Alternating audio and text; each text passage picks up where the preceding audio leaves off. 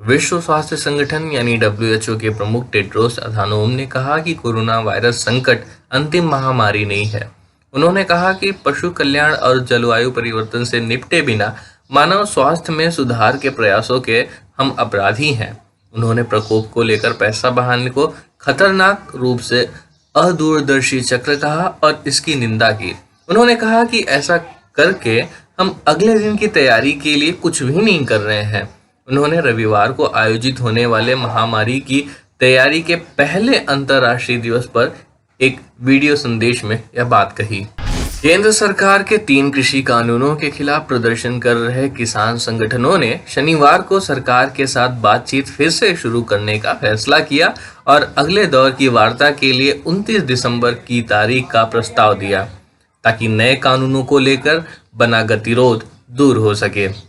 संगठनों ने साथ ही यह स्पष्ट किया कि कानूनों को निरस्त करने के तौर तरीके के साथ ही न्यूनतम समर्थन मूल्य यानी MSP के गारंटी का मुद्दा एजेंडा में शामिल होना चाहिए। कृषि कानूनों के खिलाफ दिल्ली की अलग अलग सीमाओं पर प्रदर्शन कर रहे 40 किसान यूनियनों के मुख्य संगठन संयुक्त किसान मोर्चा की एक बैठक में यह फैसला लिया गया है।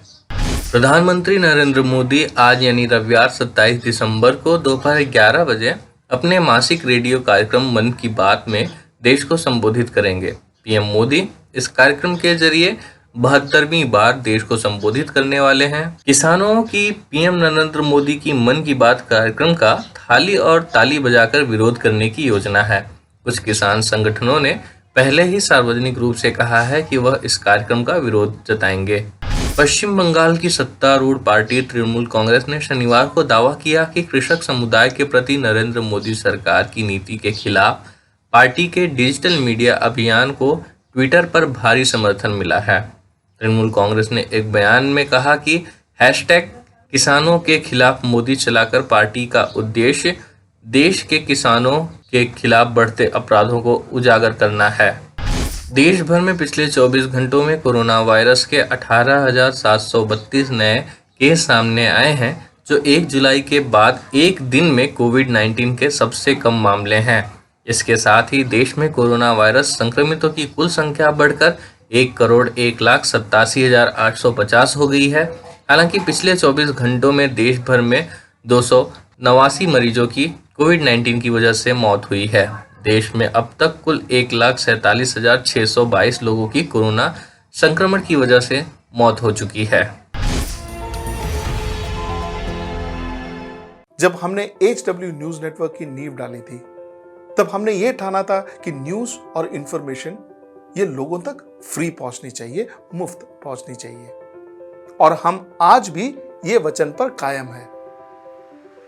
पर जैसे आपको मालूम है, न्यूज चैनल चलाने के लिए पैसों की जरूरत है, तो हमको सबको न्यूज फ्री पहुंचाने के लिए कुछ मेंबर्स और कुछ सपोर्टर्स की जरूरत है। जी हां, मेरी आप सबसे गुजारिश कि आप सब HW न्यूज हिंदी की मेंबरशिप को ग्रहण करें। ये सदस्यता स्वैच्छिक है, यानी कि आप अपनी मर्जी के मुताबिक इसे ग्रहण कर सकते हैं, क्योंकि अगर आप इसे ग्रहण नहीं भी करते तब भी आपको HW न्यूज हिंदी के तमाम कार्यक्रम मिलते रहेंगे। मगर अगर आप चाहते हैं कि आजाद न्यूज जो है वो मजबूत हो, अगर आप चाहते हैं कि वो न्यूज जो सत्ता से सवाल पूछती है वो मजबूत हो, तो जरूर बने HW न्यूज हिंदी के सदस्य। जो लोग हमारे 89 रुपए प्रति महीने वाले कार्यक्रम से जुड़ेंगे, उनके लिए HW न्यूज का बैच विश मिलेगा।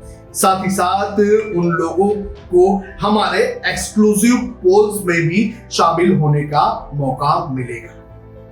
इसके अलावा हमारा जो दूसरा मेंबरशिप कार्यक्रम है वो 199 रुपीस प्रति महीने का है, यानी कि 199 रुपए प्रति महीने।